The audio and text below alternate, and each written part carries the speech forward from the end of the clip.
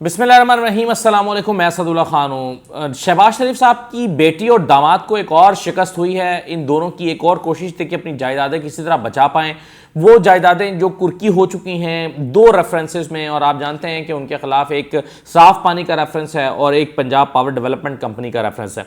इन दोनों रेफरेंसेस में इनकी जायदादें कुर्क हो चुकी हैं। जो साफ पानी का रेफरेंस है, इसमें अदालत की तरफ से 12 सितंबर को हुक्म आया था कि इनकी जायदादें कुर्क कर ली जाएं, और जो दूसरी कंपनी का रेफरेंस है उसमें 6 जनवरी को हुक्म आया कि इनकी जायदादें कुर्क कर ली जाएं। अब इन्होंने एक कोशिश की है अपनी जायदादें बचाने के लिए, और इस सिलसिले में राबिया इमरान और अली इमरान जो दामाद हैं शहबाज शरीफ साहब के, उनकी तरफ से अदालत के पास एक दरख्वास्त आई, और इस दरख्वास्त में उन्होंने ये मौक़िफ़ इख्तियार किया कि चूंकि जो प्रॉपर्टी सील की गई हैं, कुर्क की गई हैं, उसमें हमारे पार्टनर्स भी शामिल हैं और हमारे पार्टनर्स का बड़ा शदीद नुकसान हो रहा है माली तौर पर, तो इसलिए हम आपसे दरख्वास्त करते हैं कि इनको आप कुर्क ना करें। लेकिन अदालत ने जो हुक्म दिया है वो ये है कि आप जब तक सरेंडर नहीं करेंगे, यानी एक इश्तहारी जब तक सरेंडर नहीं करता, एक मरतबा कम से कम सरेंडर नहीं करता, तब तक उसकी जायदादों की कुर्की पर नजरसानी नहीं की जा सकती। जी एहतसाब अदालत के जज नसीम अहमद विर्क, उनके सामने ये मामला आया था। उन्होंने ये ऑर्डर जारी किया है, और इसमें प्रोसिक्यूटर जो थे वो असलम गोंदल साहब थे, और ऑर्डर ये जारी हुआ है कि कम से कम एक मरतबा आप सरेंडर करें ताकि आपके ऊपर से इश्तहारी का अटैक खत्म हो और फिर इस पर नजरसानी की जा सके। अच्छा, अब मैं आपको इसका थोड़ा सा बैकग्राउंड बता देता हूँ कि मामला क्या है। ये इल्ज़ामात ये हैं, एक साफ पानी एक कंपनी बनाई, शहबाज शरीफ साहब ने कुछ 56 कंपनियां बनाई थी, आपको याद होगा। इन कंपनियों में एक कंपनी थी साफ पानी कंपनी और एक कंपनी थी पंजाब पावर डेवलपमेंट कंपनी। साफ पानी कंपनी का आपको पता है इंचार्ज बनाया गया था कमरुल इस्लाम साहब को, जो रावलपिंडी से चक्री से जिनका ताल्लुक है, जिनके बच्चे फिर उनके इलेक्शन में कैंपेन भी चलाते रहे। अब ये कंपनी का इनको सरबराह बनाया गया था। इस केस में ये हुआ कि इस कंपनी, ये जो कंपनी शहबाज शरीफ साहब ने बनाई, इसको अपना काम चलाने के लिए, जो दफ्तर चलाने के लिए जो जगह किराए पर दी थी वो, यानी या इस कंपनी ने अपना काम चलाने के लिए जो जगह किराए पर हासिल की थी वो राबिया और अली इमरान की मिल्कियत थी। अब यानी आप ये देखिए कि पंजाब हुकूमत, वज़ीर आला पंजाब एक कंपनी बनाते हैं, वो कंपनी एक जगह काम चलाने के लिए किराए पर हासिल करती है, और कैसा इत्तफाक है कि वो चीफ मिनिस्टर की बेटी और दामाद ही से जगह किराए पर हासिल कर लेते हैं। यानी उनको पूरे लाहौर शहर में और कोई जगह नहीं मिलती, और चीफ मिनिस्टर की बेटी और दामाद ही से जगह किराए पर हासिल कर लेते हैं, और वो भी महंगे दामों। यानी अगर सरकारी खजाने से किसी एक को कराया जाना है तो चलें, राबिया इमरान को या इमरान को चला गया तो कोई बात नहीं, लेकिन अगर आप 2-3 गुना ज्यादा पैसे अदा कर रहे हों और फिर आप जगह किराए पर ले रहे हो, तो साफ नजर आता है कि इसमें खुदबुद की जा रही है। यही रेफरेंस जो है वो इनके ऊपर बनाया गया था, और इस सिलसिले में इनकी 12 सितंबर को जायदादें कुर्क हो गई थी। 12 सितंबर को मैंने एक वीडियो की थी और मैंने आपको उसमें तफसील बताई थी कि कौन कौन सी जायदादें कुर्क हुई हैं, जिसमें मैंने आपको बताया था कि फातिमा डेवलपर्स है में जो इनके शेयर्स हैं, फिर एसएमसी है, फिर हुदैबिया इंजीनियर्स है, फिर शरीफ पोल्ट्री है, मदीना फीड है, प्रोसेस फूड है।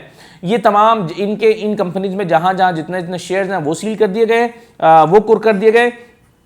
और इसके अलावा अली ट्रेड सेंटर में और अली टावर में जो दुकानें हैं इन दोनों की, मियां बीवी की, वो दुकानें और दफातर वो सील कर दिए गए, वो कुर्क कर दिए गए। तो मैंने आपको 12 सितंबर को एक वीडियो की थी। उस वीडियो में, इसका मैं आपको यहाँ पर आप देख सकते हैं कि मैं उसका वो डाल भी देता हूँ, आप उसको क्लिक करके इस वीडियो पर जा भी सकते हैं। अच्छा, अब ये जो जायदादें मैंने आपको इस वीडियो में बताया था कि कौन कौन सी जायदादें थी, दुकान नंबर कौन कौन सी थी, अली ट्रेड सेंटर में इनकी कौन कौन सी दुकानें किस किस फ्लोर पर थी, ग्राउंड फ्लोर पर कौन कौन सी दुकानें हैं या दफातर हैं, फर्स्ट फ्लोर पे कौन कौन सी दुकानें हैं, दफातर हैं, सेकंड फ्लोर पे कौन कौन से हैं, अली टावर में कौन कौन से। तो मैंने पूरी डिटेल आपको बताई थी कि इनकी कौन कौन सी जायदादें कुर्क की गई हैं। अब ये जायदादें जो है ये कुर्क कर ली गई, और उसके बाद फिर जब दूसरा रेफरेंस है उसका फैसला 6 जनवरी को सुनाया गया, उसमें भी ये इश्तहारी थे और उसमें भी इनकी जायदादें कुर्क कर ली गई। अब ये आए हैं कि जी इस कुर्की के मामले पर नजरसानी की जाए। अदालत ने दरखास्त दायर की है और कहा गया कि प्रॉपर्टीज को डी सील किया जाए, क्योंकि जो सील होने की वजह से जो प्रॉपर्टी है वो उसकी वजह से बड़ा हमारे जो पार्टनर्स हैं या बाकी लोग हैं उनको बड़ा नुकसान हो रहा है, और उनका इसमें कोई कसूर नहीं बनता, तो लिहाजा इसको डीसील कर दिया जाए। अदालत ने इस मामले को सुना और सुनने के बाद फैसला दिया कि जी इसको डीसील नहीं किया जा सकता अनलेस के इमरान और राबिया जो हैं वो आकर अदालत के सामने सरेंडर करते हैं। तो ये डेवलपमेंट हुई है शहबाज शरीफ साहब की बेटी और दामाद की जो दरख्वास्त थी वो नायब अदालत से मुस्तरद कर दी गई है।